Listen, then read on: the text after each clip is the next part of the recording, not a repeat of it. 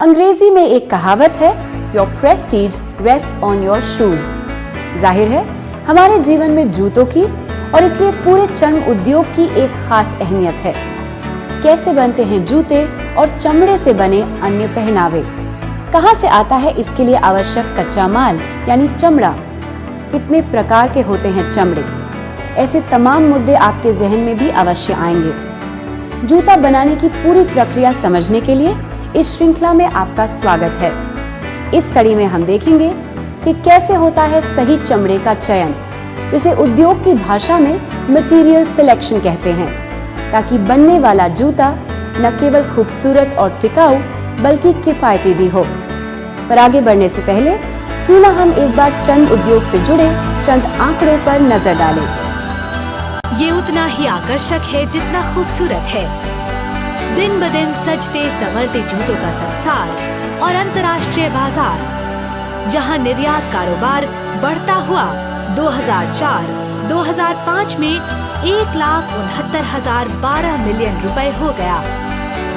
भारत के लिए भी विदेशी मुद्रा कमाने के मामले में ये उद्योग 8वें स्थान पर पैर जमा चुका है। देश के कई राज्यों मसलन तमिलनाडु, उत्तर प्रदेश, पश्चिम बंगाल, आंध्र प्रदेश आदि में इसका फलता फूलता कारोबार है। इन जगहों पर बखूबी टैनिंग व फिनिशिंग के साथ साथ जूता चप्पल व उसके विभिन्न घटक, leather garments, leather bag, wallets, belts, gloves आदि बनाने का काम होता है। इन तमाम बातों के मद्देनजर, और वो भी तब जबकि भारत मवेशियों के मामले में इतना अधिक संपन्न राष्ट्र है, भारतीय चर्म उद्योग में रोजगार की अपार संभावना लाजमी है। आज इसमें 25 लाख लोग, जिसमें 30% महिलाएं कार्यरत हैं, जिनमें 10 लाख लोग असंगठित रूप से चर्म संग्रह, 1 लाख टैनिंग, 8 लाख लोग घरेलू उद्योग स्वरूप फुटवेयर क्षेत्र में और 2 लाख फुटवेयर के संगठित क्षेत्र में और अन्य उत्पादों में 3 लाख लोग कार्यरत हैं। इनमें टैनिंग से पूर्व संग्रह आदि से जुड़े लोगों की अहमियत दिन ब दिन बढ़ती जा रही है। चर्म उद्योग से जुड़े हर प्रकार के लोग अक्सर गरीब तबके से आते हैं और मजेदार बात यह है कि आने वाले दिनों में इस क्षेत्र में उम्मीदन 10 लाख अतिरिक्त रोजगार और 60,000 करोड़ रुपए के सालाना कारोबार के अवसर पैदा होंगे। चर्म उत्पादों के निर्माण, निर्यात, खुदरा बिक्री यानी रिटेलिंग, गुणवत्ता और नियोजन संबंध खरीद बिक्री आदि उपक्षेत्रों में प्रशिक्षित दक्ष लोगों के लिए वर्ष 2000 में भी अमूमन 2 नौकरियां प्रति व्यक्ति उपलब्ध थी, जो 2006 में बढ़कर 3.2 नौकरियां हो गई हैं। Shoppers stop, pantaloon, Puma, Adidas, Nike आदि रिटेल के क्षेत्र में बड़ी संख्या में रोजगार पैदा कर रहे हैं। मर्चेंडाइजिंग, मार्केटिंग और डिजाइनिंग के क्षेत्रों में 12 से 20 हजार रुपए मासिक तक की शुरुआती नौकरियां उपलब्ध होती हैं। पिए कार्दे, वर्साचे, ह्यूगो बॉस और टॉमी हिलफिगर सरीखे तमाम अंतर्राष्ट्रीय ब्रांड भारतीय चर्म उद्योग के ग्राहक हैं।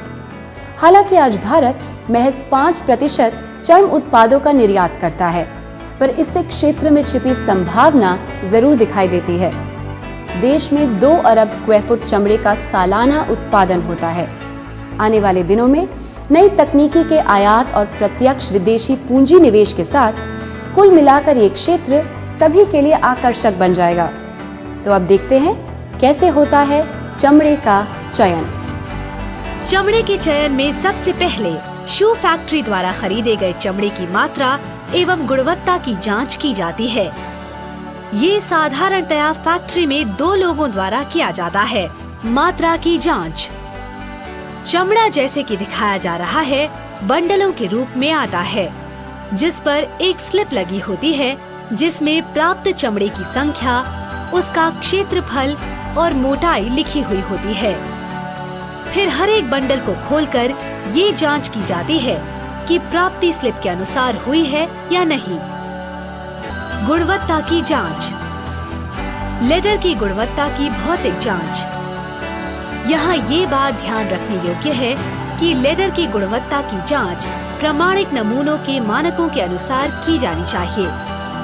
चूँकि लेदर बहुत ही जटिल पदार्थ है, इसलिए इसे खरीदने के बाद बेहतर तो ये होता है कि प्रयोगशाला विधि से इसकी जांच हो। पर हर टेनरी में प्रशिक्षण व्यवस्था का न हो पाना और फिर इसमें लगने वाले लंबे समय के मद्देनजर अक्सर मोटे तौर पर जांच कर ली जाती है, जिनसे नतीजा भी जल्दी ही निकल आता है। इससे खरीदार जल्द ही समझ जाते हैं कि क्या माल लेने लायक है या सौदा घाटे का हो जाएगा। इसमें जहां तहां से नमूना लिया जाता है और इसलिए गुणवत्ता की पूरी गारंटी की उम्मीद ही बेमानी होगी। बहरहाल मोटे तौर पर जांच के पैमानों पर एक पैनी नजर डालें तो सबसे पहले सवाल उठेगा कि कैसे हो नमूने का चयन। प्रत्येक बंडल, यदि ऐसा हो तो उनमें से कम एक हाइट चुने या फिर प्राप्त बैच के उप श्रेणी से एक हाइट चुने। इससे पता चलेगा कि पूरे माल में एक वांछित स्तर के हाइड आए हैं। यदि चुने हुए हाइड अच्छे हैं तो पूरा माल भी अच्छा होगा। साथ ही दोषपूर्ण क्षेत्र के बारे में भी मोटा अनुमान हो जाएगा, ताकि आगे का परीक्षण बारीकी से किया जा सके। इसके बाद होता है लेदर की मोटाई या भारीपन की माप। लेदर के विभिन्न भागों की मोटाई देखें। बट यानी पुट्ठा क्षेत्र में ये मोटाई पूर्व निर्धारित होनी चाहिए। हाँ, इसमें यदि 0.2 मिलीमीटर का अंतर हो तो कोई खास बात नहीं। इस माप के लिए थिकनेस गेज का उपयोग किया जा सकता है। अब देखें ऊपरी सतह का स्वरूप या फिनिश। बारीक नजर डालें और पूर्व निर्धारित नमूने से मिलान कर देखें। क्या माल गाय भैंस आदि वही है जिसकी मांग की थी? और रंग व फिनिश खास अंतर तो नहीं? जूते सही तो बनेंगे? ये सब सुनिश्चित करने के बाद हाथ से महसूस करके और तान कर देखना। जगह जगह से लेदर को मुट्ठी में लेकर महसूस करें। क्या वैसा ही महसूस होता है जैसा रेफरेंस लेदर में हुआ था? हाइट को उसकी चौड़ाई में तान कर देखें। क्या अपनी 75% ताकत लगाकर आप लगभग 5 सेंटीमीटर अतिरिक्त फैला सकते हैं? पर हाँ, यदि लेदर इतनी मुलायम हो कि तानने में कोई ताकत ही ना लगे तो ये नाजुक होगा और इसलिए लास्टिंग में मुश्किल पैदा कर सकता है। बहरहाल हम फिनिश के चिपकने की क्षमता देखें। फिनिश के चिपकने की क्षमता, ये जांचने के लिए 5 इंच लंबा स्कॉच टेप लें और उसे कसकर 4 इंच तक लेदर ग्रेन्स पर चिपका दें। अब टेप के खुले सिरे को पकड़कर एक झटके से उखाड़ें और लेयर व टेप दोनों को गौर से देखें कि टेप पर कहीं फिनिश चिपक तो नहीं गया या फिनिश लेदर की सतह से उखड़ तो नहीं गया। और अब देखें कि क्या वाकई है लेदर में दरार का डर। लेदर को कम से कम 4 जगहों पर दोहरा मोड़ दें। कहीं भी रंग या ग्रेन फटता तो नजर नहीं आता। लेदर में दरार तो नहीं पड़ती। सूखे व गीले कपड़े से रगड़कर जांच। लेदर के ग्रेन पर 5 इंच के दायरे में पहले सूखा कपड़ा उंगली में लपेटें। कम से कम 25 बार रगड़ें, मानो आप पेंसिल से लिखे किसी चीज को मिटा रहे हों। गौर से देखें फिनिश में कोई परिवर्तन तो नहीं हुआ। अब कपड़ा गीला कर निचोड़ दें और अब रगड़ें। कपड़ा और लेदर दोनों को बारीकी से देखें। रगड़ से घिसने का कोई निशान तो नहीं बना। ये जांच स्वेड और लेदर के अंदरूनी भाग के लिए भी होता है। ताकत, बट यानी पुट्ठा वाले भाग में आधे इंच को काट लें। अब कटे भाग को पूरी ताकत से खींचें। रेफरेंस सैंपल यानी पूर्व निर्धारित नमूने से तुलना कर लेदर की मजबूती का अंदाजा लगाएं। बदरंग हो जाना यानी फेडिंग, ये जांच बहुत हल्के या सफेद रंग के लेदर के लिए होती है, जिसमें लेदर को 3 घंटों के लिए धूप में सूखने छोड़ दिया जाता है और देखा जाता है कि लेदर बदरंग, पीला तो नहीं हो गया। रासायनिक पदार्थों से प्रतिक्रिया, इस जांच के लिए पहले लेदर पर पानी की 2-4 बूंद और बाद में लेटेक्स, पॉलीयूरेथेन, नियोप्रीन आदि गिराकर सुखाकर पोंछ लें और देखें कि कोई दाग आदि तो नहीं पड़ा। यदि क्षति हुई तो लेदर की गुणवत्ता शोचनीय है। इन तमाम जांच परख के अलावा टैनरी से आने वाली लेदर की हर खेप में कई अन्य खामियां हो सकती हैं। आखिर लेदर है तो निहायत ही एक कुदरती सामान है। आइए इन खामियों पर एक सरसरी निगाह डालें।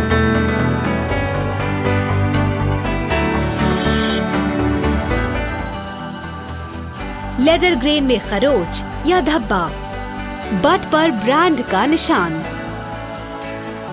गले में ग्रोथ मार्क्स,